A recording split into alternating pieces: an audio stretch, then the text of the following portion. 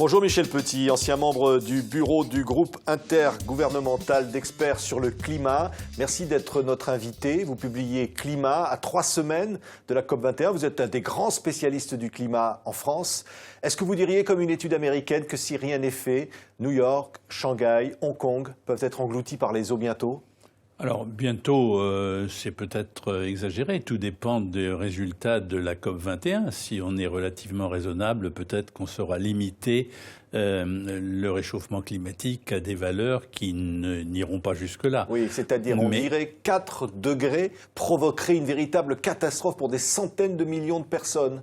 Alors, c'est tout à fait possible, effectivement, que lorsque, à la montée du niveau de la mer, vont s'ajouter des grandes marées, avec des tempêtes, peut-être avec des vents qui soufflent dans la mauvaise direction, on peut tout à fait avoir effectivement des événements catastrophiques dans un certain nombre de villes qui sont situées au bord de la côte. Et alors, ce que vous nous dites, Michel Petit, c'est que même si on parvient à ces objectifs, la mer va continuer de monter encore pendant très très longtemps. Alors bien sûr, la fonte des glaces est un phénomène qui avait une très grande inertie et par conséquent, la fonte des glaces de terre va alimenter une augmentation du niveau de la mer pendant un certain temps et puis d'autre part, la chaleur se diffuse de plus en plus à tout l'océan et par conséquent, en volume, il se dilate de plus en plus et donc le jour où la température cessera de croître,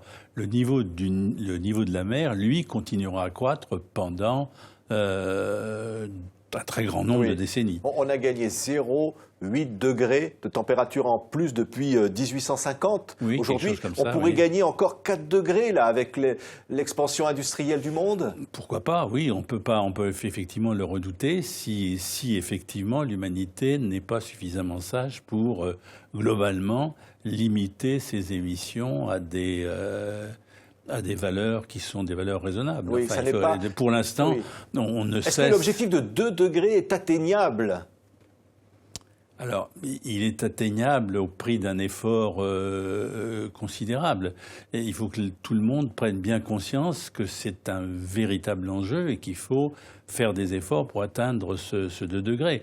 Le 2 degrés en lui-même n'est probablement pas catastrophique quant au niveau d'augmentation du produit intérieur brut mondial, par exemple. Oui. Mais si on ne change pas un peu nos façons de vivre et si on ne change pas, s'il n'y a pas une limitation de la croissance de la population mondiale, eh bien, il y aura effectivement un grand risque que les émissions atteignent des ampleurs telles qu'on ait un réchauffement qui soit extrêmement important. Alors, à l'heure actuelle, nous 2 n'avons degrés, pas... c'est supportable, Michel Petit, aujourd'hui, par le monde, par la planète, c'est supportable ?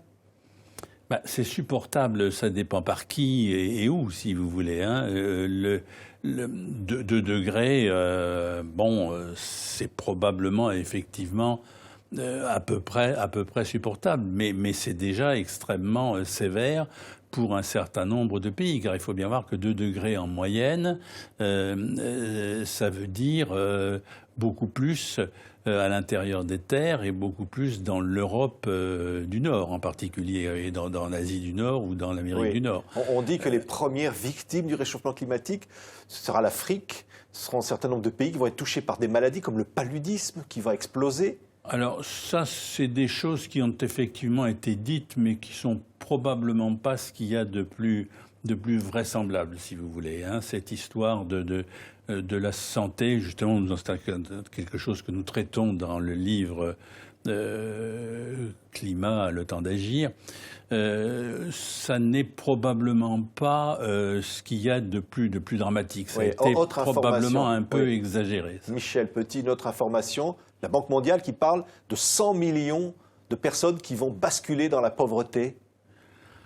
Alors, moi, je ne suis pas vraiment un économiste et je ne suis pas vraiment apte à juger ces prédictions de la Banque centrale, la Banque mondiale.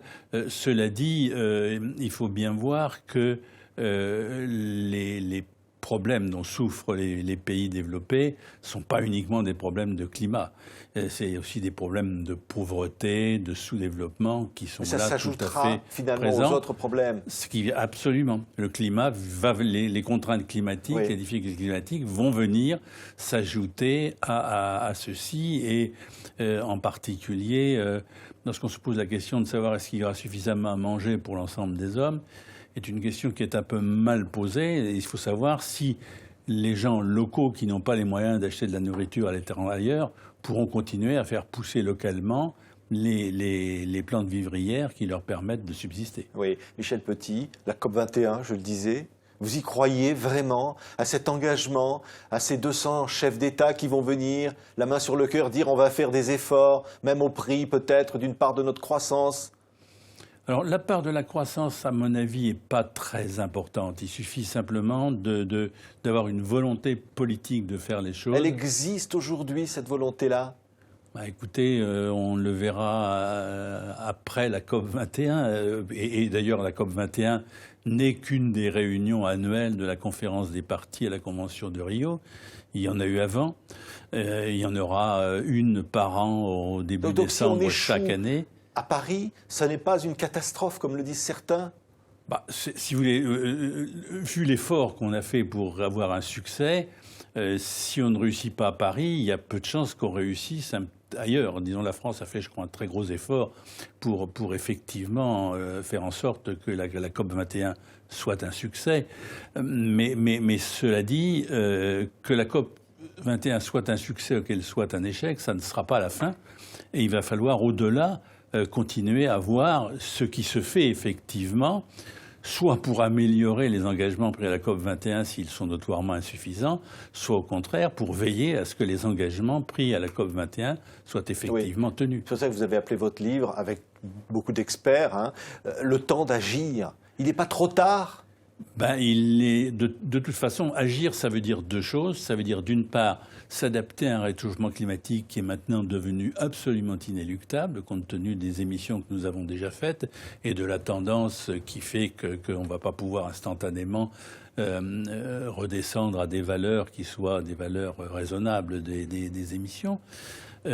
Et puis d'autre part, qu'est-ce qu'on peut faire pour limiter ces fameuses émissions? Il faut absolument essayer de faire en sorte que nos émissions soient telles que nous ne bouleversions pas trop le climat de façon à ce que l'adaptation reste possible. Merci beaucoup, Michel Petit, un des grands experts du climat, d'être venu donc nous éclairer ici sur TV5 Monde à quelques semaines de la COP21. Merci. Je vous en prie.